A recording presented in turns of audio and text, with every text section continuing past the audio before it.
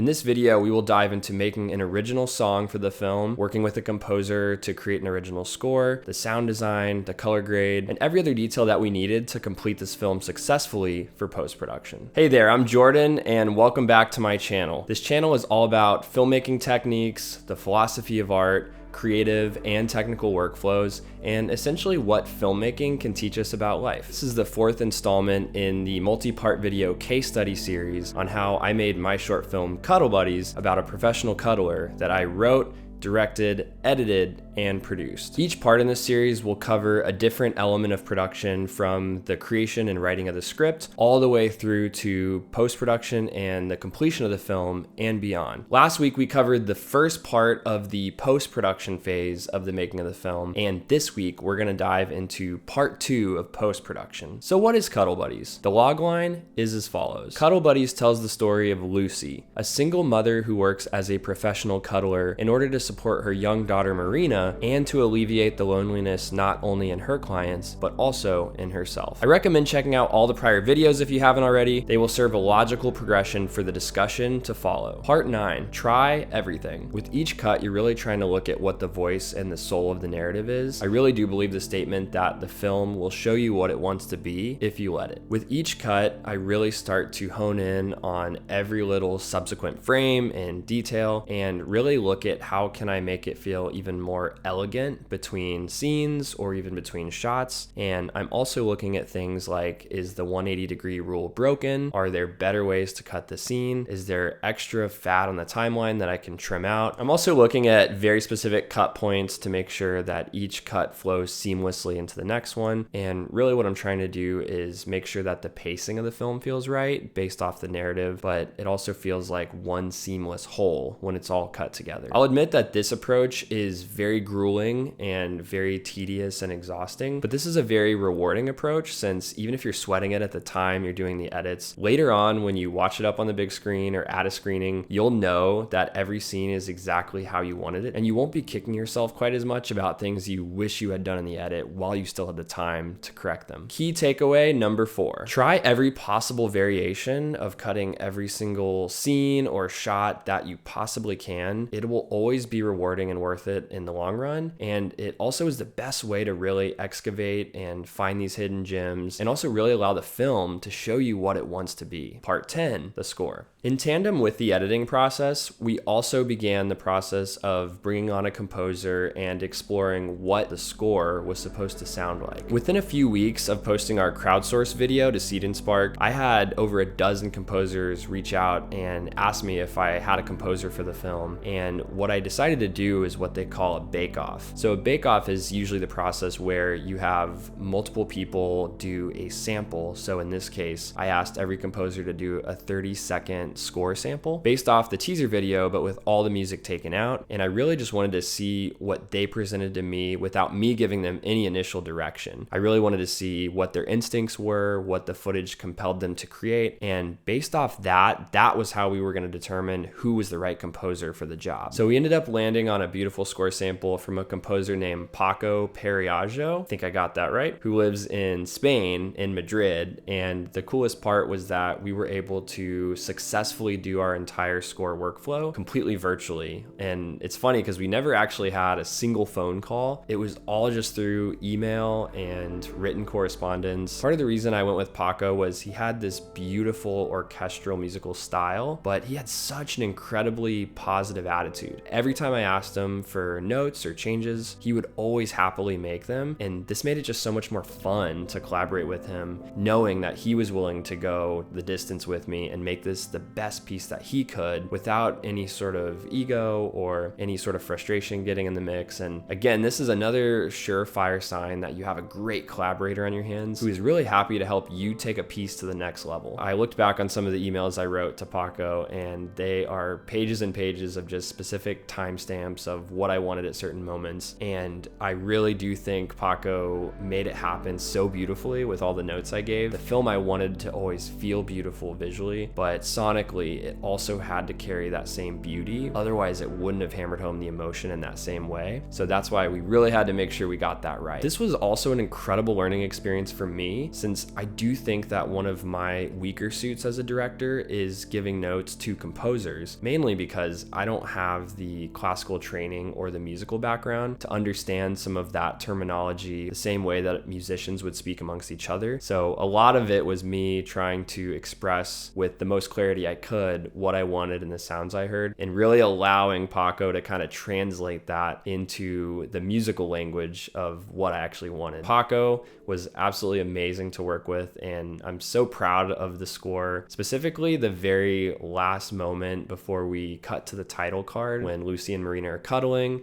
and then we cut to black. That's that moment we realize the gravity of the whole film has just hit us.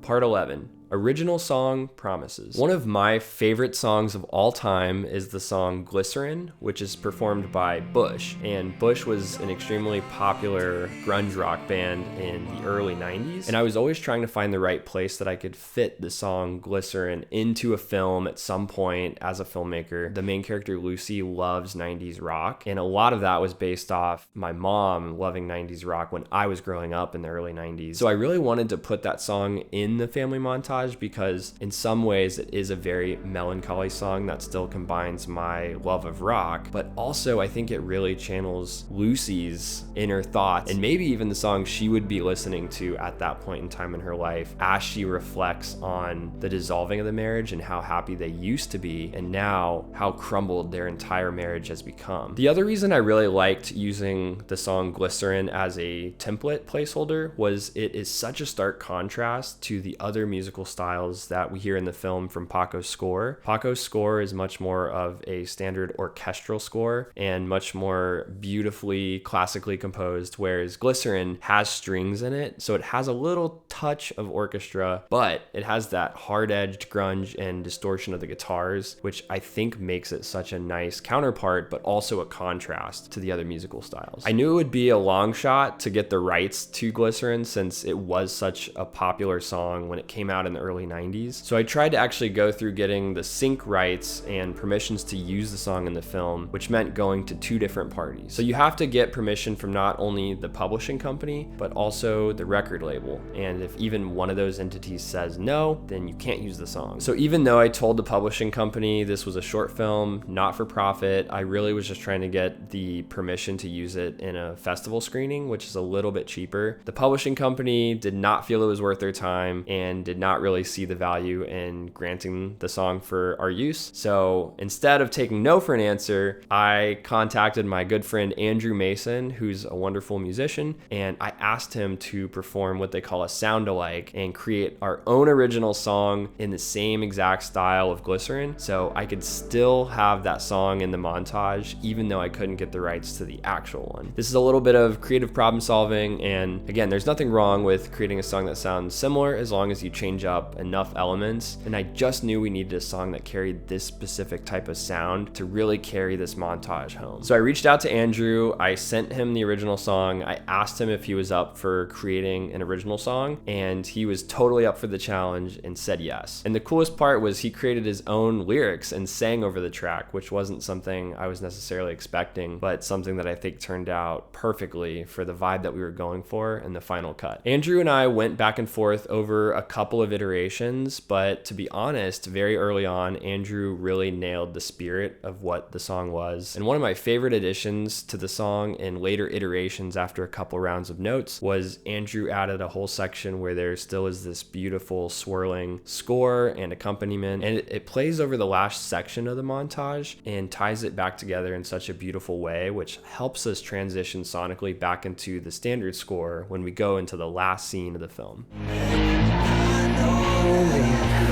Will you marry me? Yes. Yeah. She said yes. Yes. Introducing Mr. and Mrs. Spencer, ladies and gentlemen. Sounds a good ring to it, right?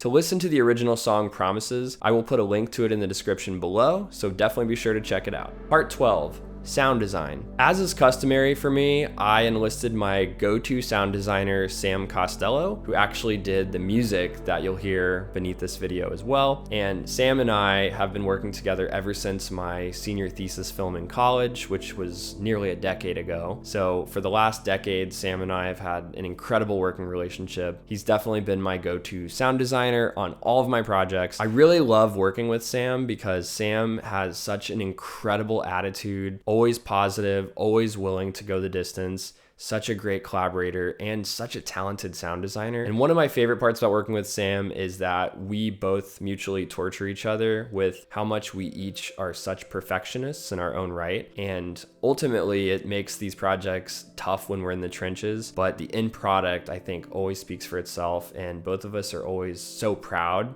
at the end that we never have any regrets for any of the collaborations we've ever done together because we're both willing to push ourselves to achieve the greatest product possible. One of the early sound design ideas I had, even when we were in pre-production, was the idea of bringing in ASMR, or the sounds that make you feel very comforted and tingly, so that we could make a viewer feel comfortable and feel as relaxed as somebody who would actually be participating in a cuddle session in real life would feel. Sam did multiple iterations of the sound design, and again, we went back and forth. I gave many notes, and I was very detailed at what sounds I wanted to happen at certain times, and we really did finesse exactly how the sound design would sound with the ASMR within the cuddle client scenes. And I think in the end product, it has this very nice sonic quality where you feel comforted and you feel like you're within the scene, but it also has a heightened reality to it in a way that stylistically distinguishes it sonically from all of the other standard sound design that you hear throughout the rest of the film. I just want to be a strong man and husband to her. Sam also did all of the Foley himself, and I love that when you listen to the final film, it's never distracting, it never takes you out of the narrative, but has a beautiful eloquence to it if you really pay attention. Part 13. Color grading. It's very easy to underestimate your post-production costs, and at this stage of the process, we had virtually run out of all of our post-production budget, so I opted to color grade the film myself, mainly as a way to save money. If I did have more budget, I certainly would have hired a professional colorist to actually do the coloring, but at the end of the day, I think this was a really great chance for me to learn more about color grading, but also save some of that necessary budget that we didn't have. I had had a little bit of experience at that point with the color grading software DaVinci Resolve, and since then it's become my absolute go-to. I edit all of these YouTube videos in DaVinci and color them in there, and I'd had a little bit of familiarity with how the node-based color grading system works. The best way to describe it is a node in DaVinci is almost like a layer in Photoshop. So typically with each node that you put on a node tree, which is a little graph near your shot, that is where you do very specific adjustments, and typically you only do one small adjustment for each node. That way it's very easy to undo and only tweak very specific parts of your frame or your shot. The grading process was quite laborious since, again, I really wanted to throw everything at the wall and see what stuck, and I experimented with a lot of different LUTs, or what they call a lookup table. The best way to describe a lookup table is a very high powered filter that you can throw on top of an image, and it will immediately turn all of your colors into a certain color space. After experimenting with a lot of different LUTs that had much more bold looks, I realized that I wanted to keep the grade much more simple and elegant. We had such great lenses and lighting that I really didn't want to distract from the actual performances in the story with over-the-top color grading. If I had to describe the look of this film, I would probably describe it as naturalistic. One of the other keys to color grading is to really make sure to use a color calibrated monitor if you can. If you don't have enough to afford that, then the key is to try to check out your colors on multiple different monitors just to make sure that the color still holds up between devices. One of the things I've since learned in my color grading adventures is to make sure that you are actually working with the proper color color space that not only are you working in and grading in, but that you export in. And one of the easiest ways to do this is to use a color space transform node within DaVinci. It's the easiest way to double check that all of your color is matching across all of your devices, especially if you're uploading between different platforms like Vimeo or YouTube or Instagram. And if you make sure to match the color space on all of them,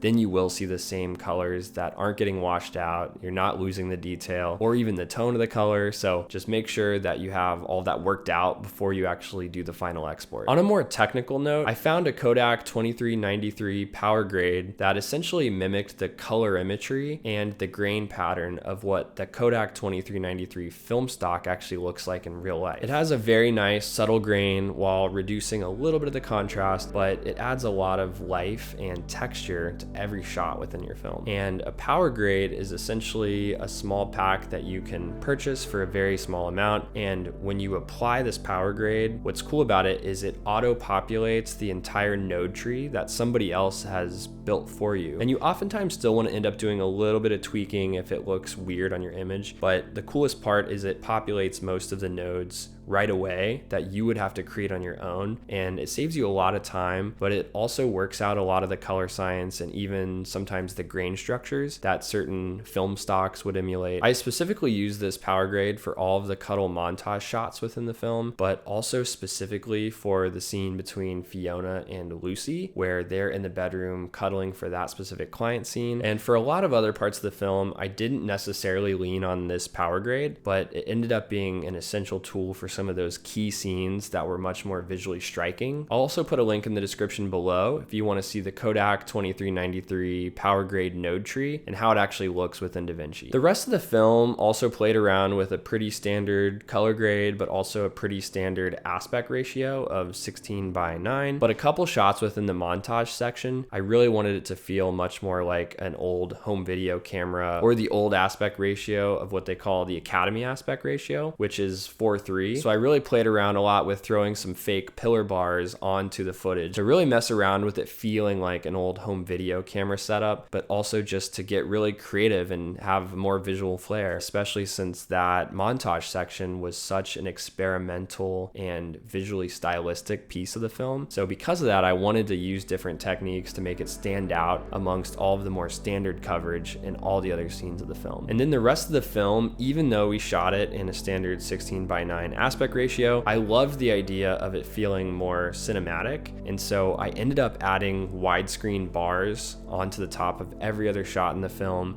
to really give it that widescreen feel. So just to define, a pillar box is where there are bars on the left and right sides of your image, and it feels much more boxed in. And this also gives a lot more latitude to the tops and bottoms of your frame, which end up being really great for close-ups typically. And then a letterbox is where the bars are on the tops and the bottoms of your frame, which give you a lot more horizontal latitude, but not as much vertical latitude. So they're much better for widescreen landscapes. That's why a lot of Westerns were shot with them, but not as great for a lot of intimate close-ups that are supposed to feel more like portraiture. I was also very inspired by this film called Mommy before I made Cuddle Buddies. And there is a scene in that film where they completely changed the aspect ratio. So I admit that I took a lot of inspiration from that and wanted to incorporate that same idea into my own film. One of the other shots that happened purely by accident was the shot of Lucy and James kissing on the kitchen counter,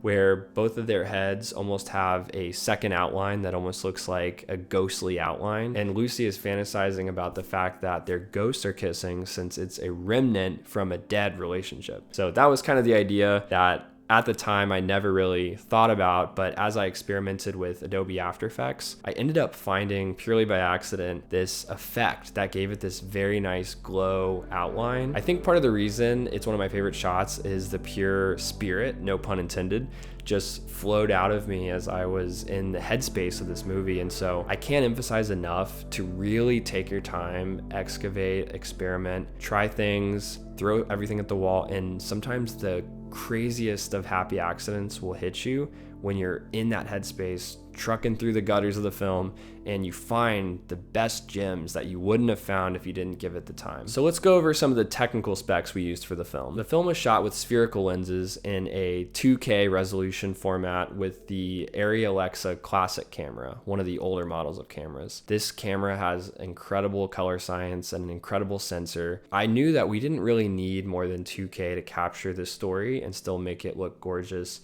but really support the narrative first and foremost. And then again, in post-production, I added the widescreen bars to simulate widescreen. So in some ways, if we had shot anamorphic from the get-go, that might have saved us a step, but we were only able to get spherical lenses with the free Panavision package our second AC got for us. So in this way, I think we still got the best of both worlds. Part 14, finishing the film. As much as I stress how important every detail is and sweating every frame before you finish the film, you also have to know when that point is that it's time to stop tinkering and let the film be in its final form. In total, we did 12 revisions of the film until we called it picture lock. This is the point where we said there are no more changes to the edit. This is final. This is what we're going to finish with. I'll also put a link in the description below so you can see a photo of what our final picture lock timeline looked like. As far as exports go, I made sure to do a handful of different exports in different formats. This way you could really serve the social media export, you could serve the theatrical export,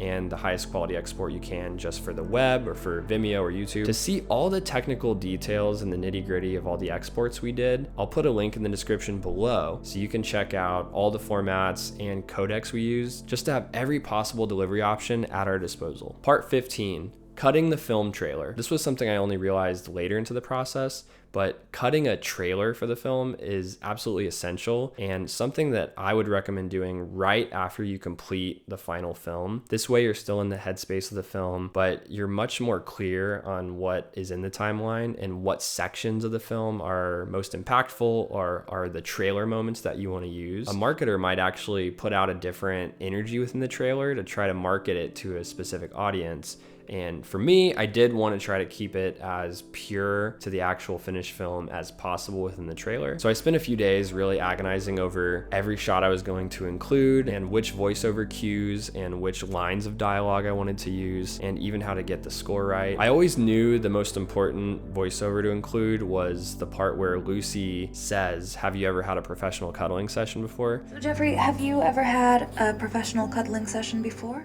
I knew that this would be an interesting question to not only ask the audience watching the trailer, but it immediately set the stage for the fact that this film was going to be about professional cuddling. And to me, it just served as the basis to start the making of this trailer. I think I did around 1 to 2 revisions of the trailer edit until I really felt very happy with it. And after that, I was able to use that when I submitted to film festivals, but also for local screenings around town.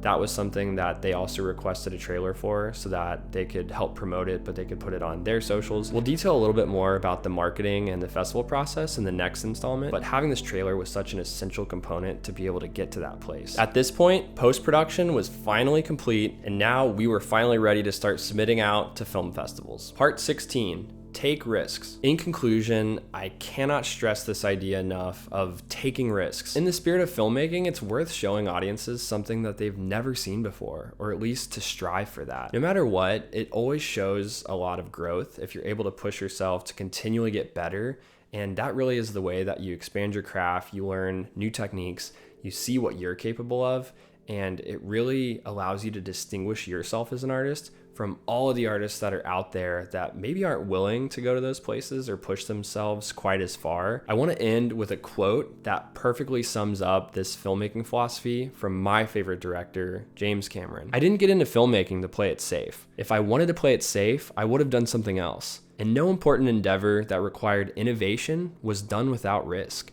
You have to be willing to take those risks.